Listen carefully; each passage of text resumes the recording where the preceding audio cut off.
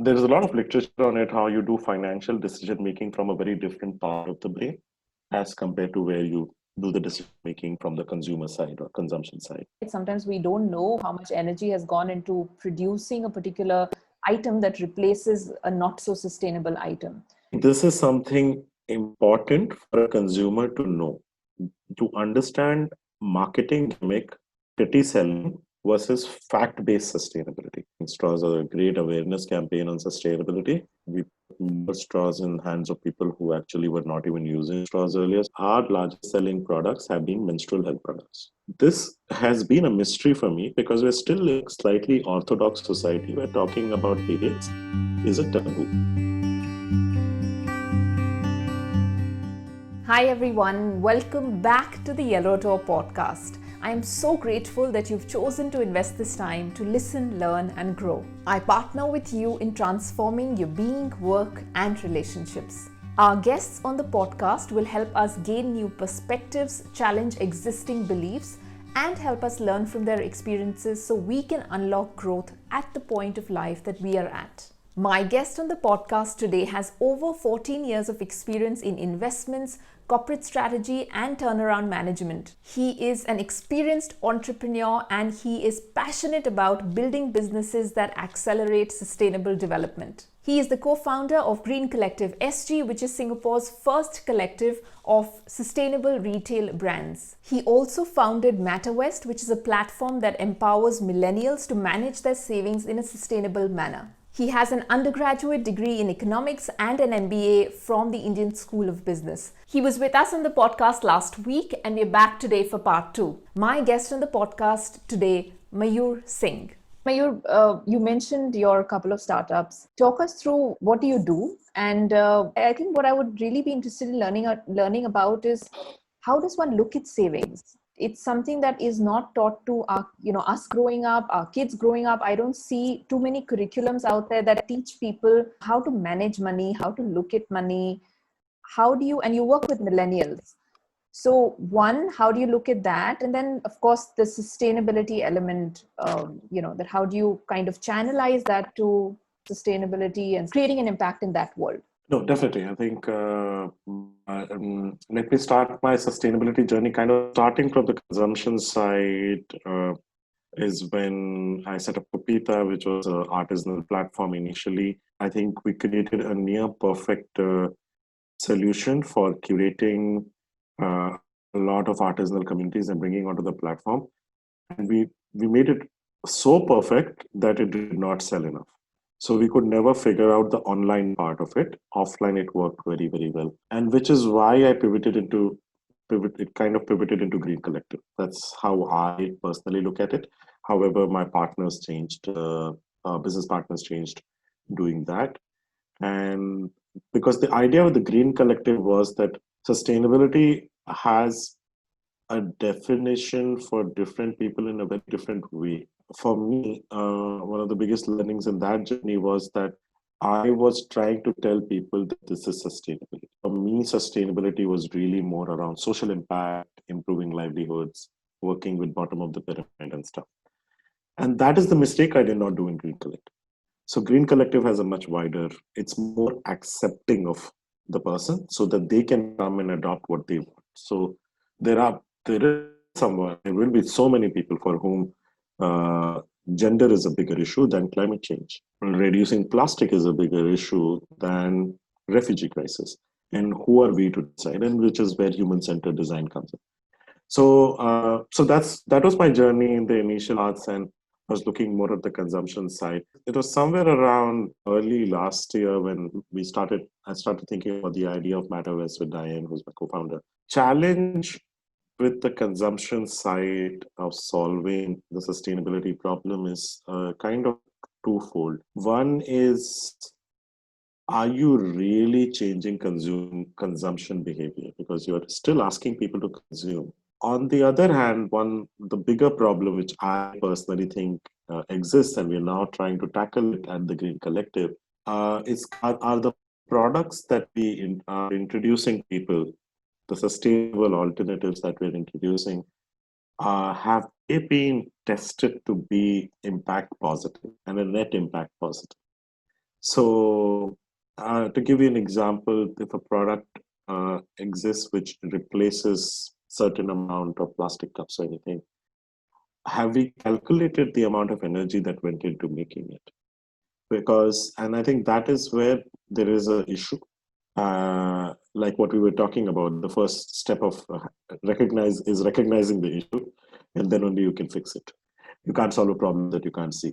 So, so that's when I think I started looking at finance, and I felt a bit stupid because I am a finance guy at the end of the day, and I never drew the dots sustainability finance. But and that's how the idea of mattrvest started. That why don't we change the way capital is allocated, get more consumers and what in finance terms we call retail investors, they get more people to connect their money and channel it into sustainably related instruments. So that's where I think the impact can be much more.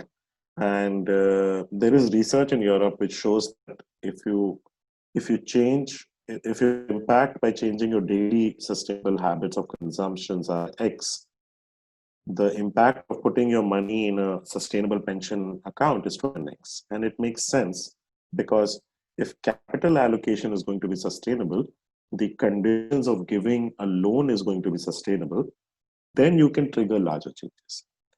Is it perfect? Of course not. It's definitely not perfect. It has its own issues. But like everything in sustainability, it's a journey.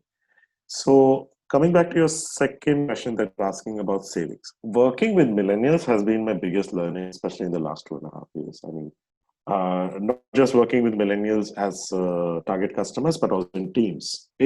I think they grew up in a very different world as compared to what you and I did.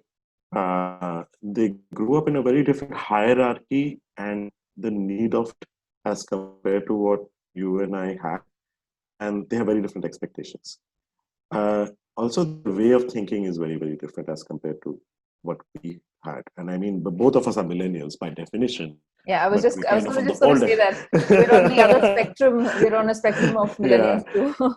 yeah. So we are on the spectrum and we're on the other end. But savings is a boring subject. That's the issue of talking about money is a subject. Now, what's happening in the world, let me explain to you in the bigger sense, is And this that, is, this is so ironical, and I want you to talk to us about this because savings is boring, but then all people are concerned about as adults is money. So why is there this disconnect, and how can we get smarter with how we manage our money so we can have that financial freedom to do what we want? Talk me through that. Yeah. yeah, so exactly. And that is leading to a crisis which is much lesser talked about. So basically, what's happening today is that people are living longer. We're all being healthier, trying to be healthier. I mean, we are in Singapore, and I think Singapore, if I'm not wrong, is one of the highest life expectancies in the world today. Great. Who's going to finance all that retirement? Are you making more money as compared to real change in terms of what your previous generation did so that you can actually fund your life towards the end part? So it's amazing. You're going to live till 95. It's going to fund that. And the sad part is this across the world, pension systems have broken apart. So we are fortunate to be in Singapore, which is one of the more healthier pension system. Australia is another healthy pension system. Let's talk about Europe. Europe has a shortfall of 2 trillion euros per annum. Otherwise, people our age or younger are not getting a pension. And the problem with finance is the numbers, right? How do I visualize 2 trillion? So 2 trillion euros per annum is basically a Canadian economy being added to Europe for the next 30 years. So good luck doing that because that's the extra amount of savings that are needed to be done by Europe and the current generation. Because how actually savings work is that you and I and other people around us, our age, save once people are in the working age, and 3 to 4 of them, or 4 to 5 of them, finance one person who's retired. So when the contributions from our monthly salary goes, so CPF, it's going to finance a retiree. That's how it works. what's happening in Europe is that ratio came down to 3 2 years back, and it came down to 2:1. So at 1:1, that system has failed. So everything will collapse. So that is the larger picture of what the savings problem is. The other country which has this problem in a huge level is China. So any aging economy is going to have this issue. And India will join this bandwagon as the middle, in the age difference changes to the next side, right? Because we have a very young population today, but all that young population will become old population and age very rapidly in another 20, 25 years.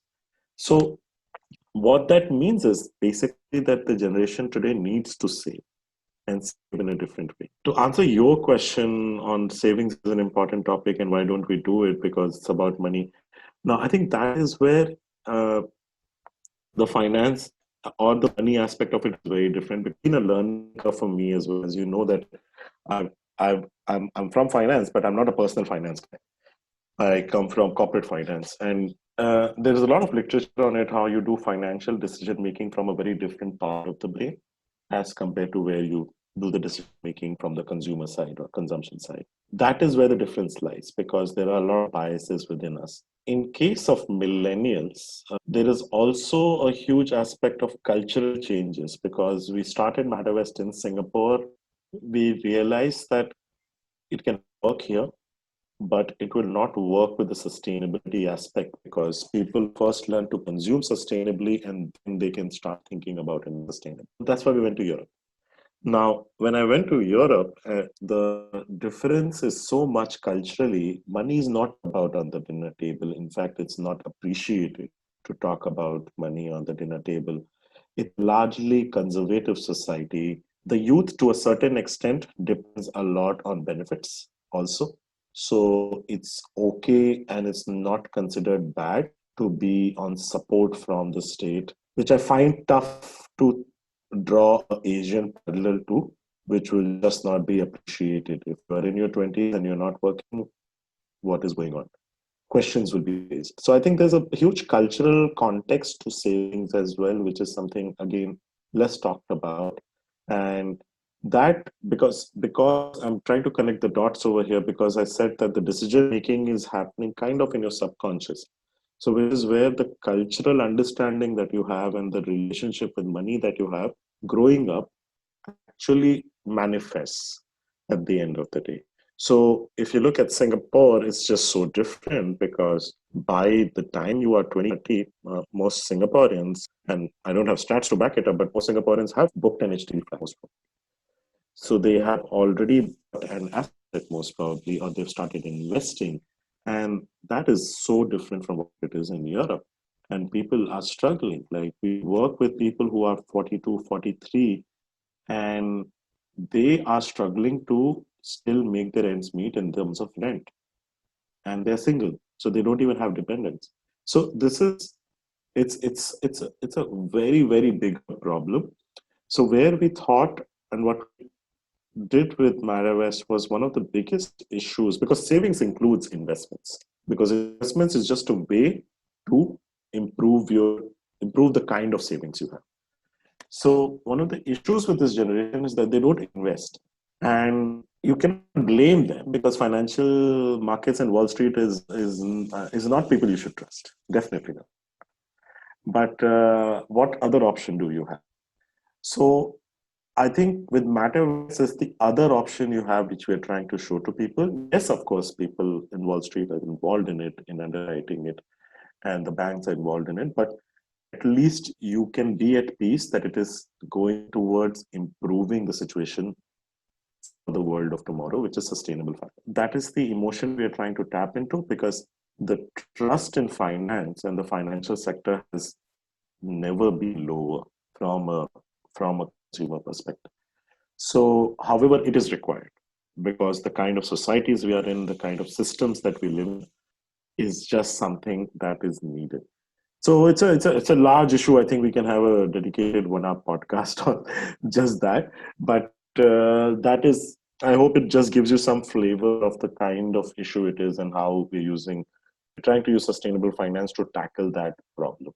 for a layman, this is my money being invested or going into improving the world, or at least creating, a tiny speck or positive impact that I can, and my part that I can play.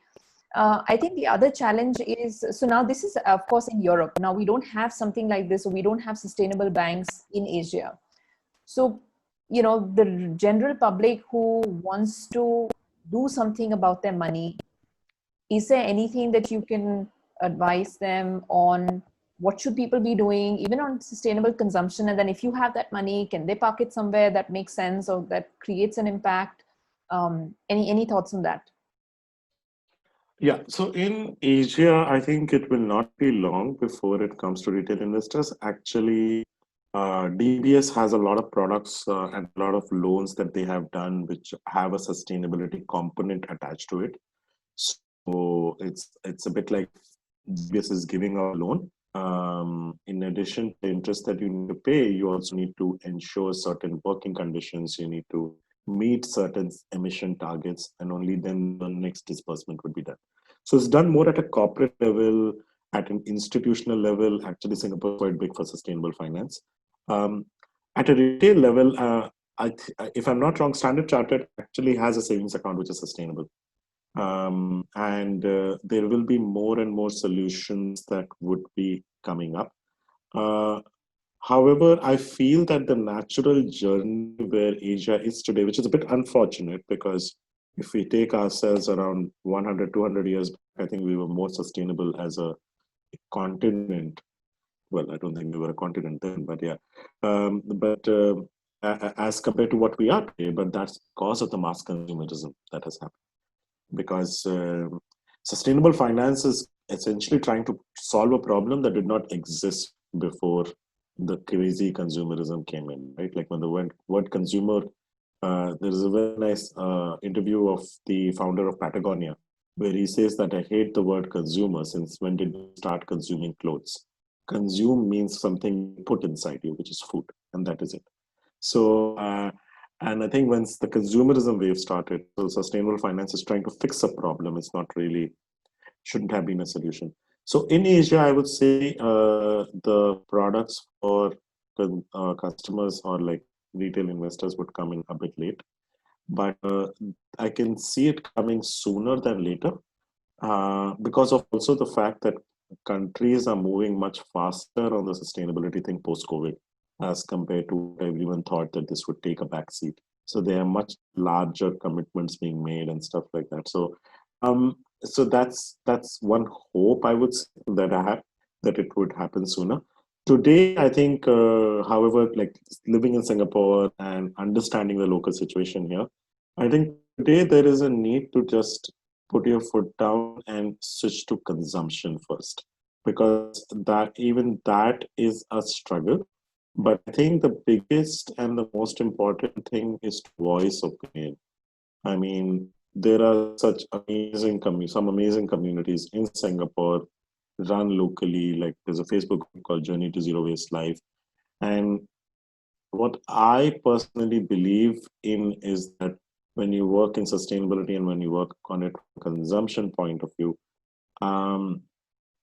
it's a journey.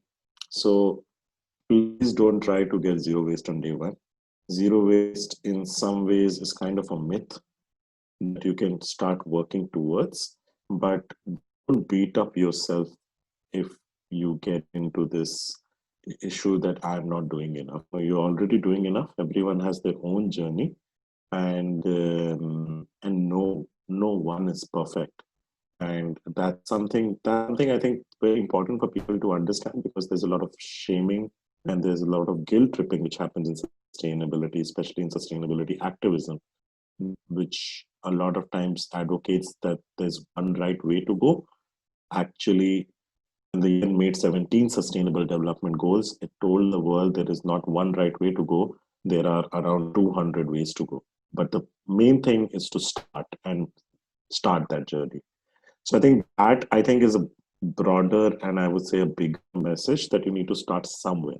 So whether it is by refusing a plastic bag in fair price, or it is changing to a menstrual cup, that's a switch you can make, and that's a switch you can make for the better for yourself. And you can be an example to others in the future, but it should be selfish initially. I feel if it's selfish, then you will do it long. And that brings us to the point of you mentioned life cycle, right? Sometimes we don't know how much energy has gone into producing a particular item that replaces a not so sustainable item. Are there resources or places where, you know, layman can go and find, you know, what works, what doesn't work? Am I actually having that kind of impact that I want to see? And we talked about this the other day about steel straws. So, you know, where do we get information that is reliable if we do want to make that shift or that choice? It's very tough. That's, I think, it's one of the toughest things to quantify today. But I mean, what we are doing in Green Collective, Sonam, is that we're trying to figure out going segment by segment and start doing impact measurement.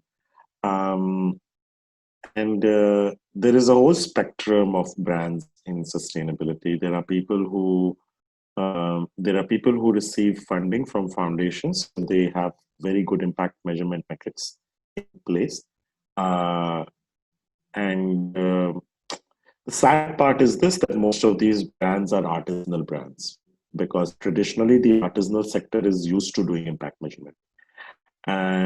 So the livelihood SDG, I think that you can track pretty well actually. Challenge comes in things like what you talked about, silicone, collapsible boxes. Beauty is another challenging one, honestly. Where is the impact actually? And I'll give you a couple of examples because that helps us get a flavor of what sustainability was and has moved to. So what we are trying to do is at Green Collective, we're trying to go category by category, brand by brand. And eventually what we'll be doing is, so we have a website now, and if you go on the website, for every product, you have the product details and delivery. The delivery will get replaced by impact. So the impact initially would be at a brand level, and we will basically showcase what impact is that brand creating and for who is it creating it. So even today, actually, the Green Collective website, if you go to the community tab, the community is actually always divided based on the UN Sustainable Development Goals. So today, I will say don't quantify based on the product that the community sells, but it is more, and we don't quantify the impact of selling that product, but that's what we want to get to. So we want to see if you spend $20, what has that $20 actually gone to impact? And I think it's the right of the user to know that, because that's when you can start doing comparisons. So I think from a user perspective, it's something that the user should be asking more and more, and the brand should be pressured and should feel the pinch to evaluate when this happens. So there are 17 goals which range across a range of topics. I'm so glad to see that actually it's taught in schools in Singapore. So the other day we had a kid coming Green Collective explaining to her mom that this is this goal, this is that goal, which is really cool.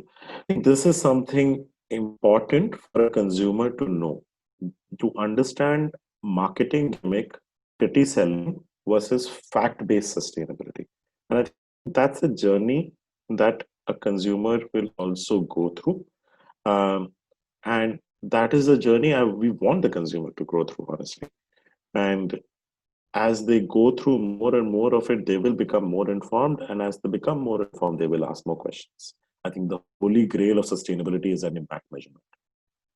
And if you can really measure and tell the users that this is what you did when you spent your hard-earned money here. The sector in Singapore really, really needs a check there, because sometimes you get away with that and you are not really creating a positive change. Right. So measurement and reporting, I think it still remains to be critical. And from a consumer standpoint, I think that's why also increasingly we see people just gravitating to what's most heard of, you know, plastic or straws, whatever is buzzing around or, you know, catches the news. that's what people pick up, because honestly, everyone's busy in their life. You and I can talk about this in a lot more detail and passionately, but somebody who's going about their day as per normal, and you don't kind of, this is not your entire agenda, and you're not kind of tuned into that. Yes, you will pick up things from here and there, and you do want to make those changes now and then. But I think there needs to be a lot more information out there, awareness out there. And awareness, I think, again, like you said, in terms of the impact and reporting, not just noise and myths. We talked about myths as well. So really look forward. I'm hopeful that, this brings about a change. I know sustainability is not a challenge that is in our face, I think, and that's been, it's evident, right? Like with the pandemic, this has hit us and we're all impacted by it and we're all dealing with it.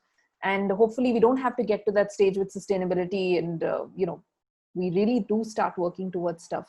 You are very, very right. In the initial, I think the first 9 to 12 months, our largest selling month-on-month product was either bamboo straws or steel straws. Bamboo straws, steel straws. There's no third product. Straws are great. I think straws are a great awareness campaign on sustainability. But I think we put more straws in hands of people who actually were not even using straws earlier. So that doesn't really solve the problem. So, however, what I've seen is the impact of working with Singaporeans who I'm fascinated with understanding the retail psyche of a Singaporean, because people think that they're conscious value buyers who don't want to spend money, and they couldn't be more wrong, because they actually are very pragmatic, and their value doesn't mean price for them, which in India it's very clear, it's price. A value means what value does this product bring to them in their lives.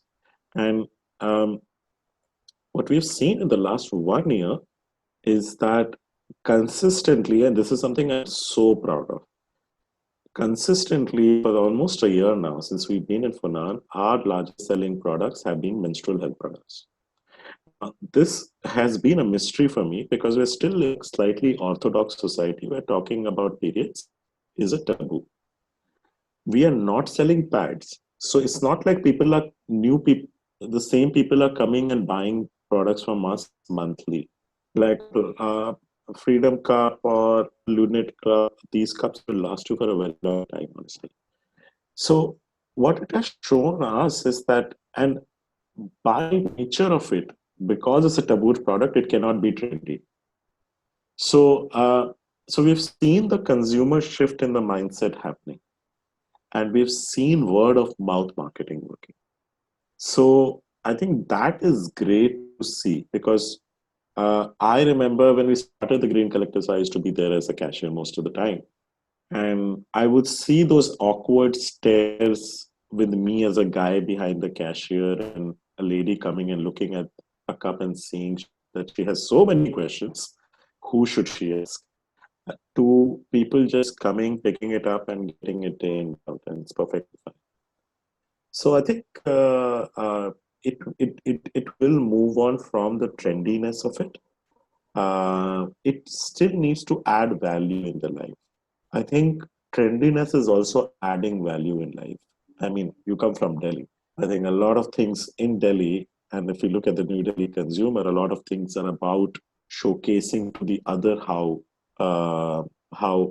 you are perceived. Perception is a huge role. I think trendiness is another part of that.